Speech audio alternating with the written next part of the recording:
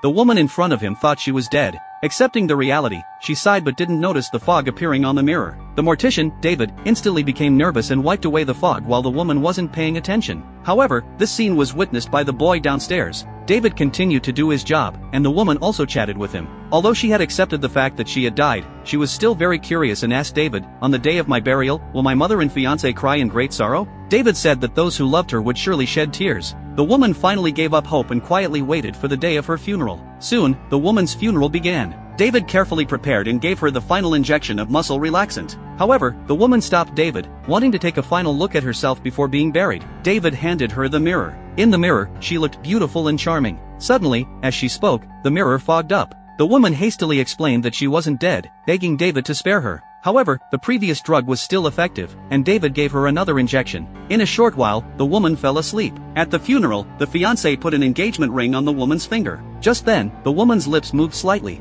The fiancé thought he was hallucinating. Before he could react, David, afraid that the truth would be exposed, immediately closed the coffin. It turned out that the little boy that night had seen the woman standing by the window wearing a red dress. The boy told the woman's fiancé, Leo, about it. Leo thought the boy was insulting his dead fiancé, and he didn't remember his fiancé ever wearing a red dress. Just as he was passing by a clothing store, he suddenly remembered that his fiancé had worn a red dress, so he hurried to report it to the police. However, all the records showed that the woman was indeed dead, but it was impossible to determine whether a person was dead or not based on pulse and eyeballs because there was a drug that could put a person in a state of apparent death. The police thought Leo was talking nonsense due to excessive grief and comforted him, saying that he would see his fiancé at the funeral tomorrow. Only then did Leo stop pursuing the matter. At the funeral, he finally saw his fiancée and was certain that his beloved woman had left him forever. When the woman woke up again, the soil was slowly covering the coffin. A chilling fear made her struggle and scream incessantly, but unfortunately, no one could hear her anymore. The mortician's next target was Leo. This movie is called After.life. The rest is even more exciting.